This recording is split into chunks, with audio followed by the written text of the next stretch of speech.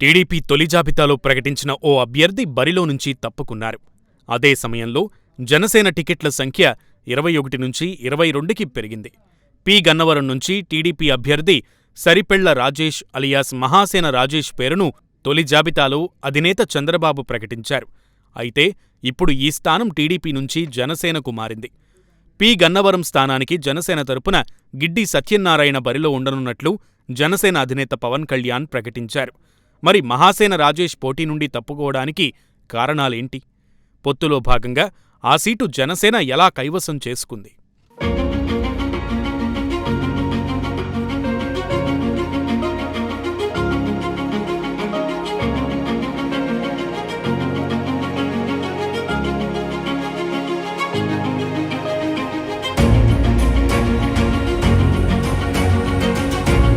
గత ఎన్నికల్లో మహాసేన రాజేష్ వైసీపీ తరపున ప్రచారం చేశారు. ఆ తర్వాత చంద్రబాబు సమక్షంలో టీడీపీలో చేరారు. అనూహ్యంగా పి. గన్నవరం అభ్యర్థిగా తొలి జాబితాలోనే టీడీపీ తరపున సీటు దక్కించుకున్నారు.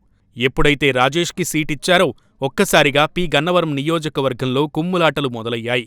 గతంలో రాజేష్ చేసిన వివాదాస్పద వ్యాఖ్యలు, కులమతాల దూషణలు ఆయన పాలిట గుదిబండలా మారాయి. రాజేష్కి సీటు ఇస్తే తాము పనిచేయమని బ్రాహ్మణ సంఘాలతో పాటు అక్కడ క్యాడర్ ఎదురుతిరిగింది. అంబాజీపేటలో జరిగిన టీడీపీ సమన్వయ సమావేశంలో జనసేన కార్యకర్తలు రచ్చరచ్చ చేశారు. ఈ పరిణామాల నేపథ్యంలో ఎన్నికల బరిలో నుంచి తప్పుకుంటున్నట్లు మహాసేన రాజేష్ ప్రకటించారు. టీడీపీ అధిష్టానం సూచనతోనే మహాసేన రాజేష్ ఈ ప్రకటన చేసి ఉండొచ్చనే వార్తలు కూడా వినిపిస్తున్నాయి.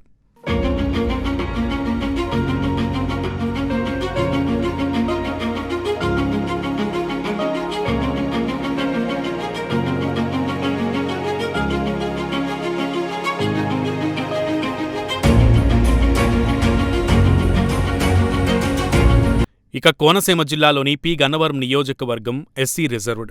రాజేష్ నిష్క్రమణతో కూటమి తరపున జనసేన నుంచి గిడ్డి సత్యనారాయణ బరిలో నిలిచారు. ఆయన హైదరాబాద్లో పోలీస్ అధికారిగా పనిచేశారు. 2 నెలల క్రితమే పవన్ కళ్యాణ్ సమక్షంలో జనసేన తీర్థం పుచ్చుకున్నారు. మరోవైపు అధికార వైసీపీ తరపున విప్పర్తి వేణుగోపాల్ పోటీ చేస్తున్నారు. ఈ నియోజకవర్గంలో ప్రస్తుతం 1,95,327 మంది ఓటర్లు ఉన్నారు. వీరిలో పురుష ఓటర్లు 96,683 మంది కాగా మహిళా ఓటర్లు 98,643 మంది ఉన్నారు. ఇక్కడ ఓటర్లు విలక్షణమైన తీర్పు ఇస్తారు.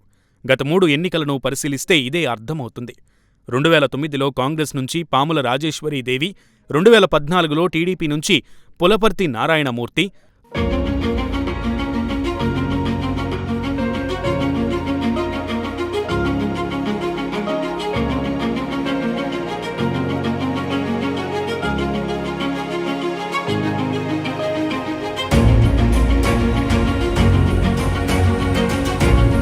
పి. గన్నవరంలో వైసీపీపై కొంత వ్యతిరేకత నెలకొందని రాజకీయ విశ్లేషకులు అంటున్నారు.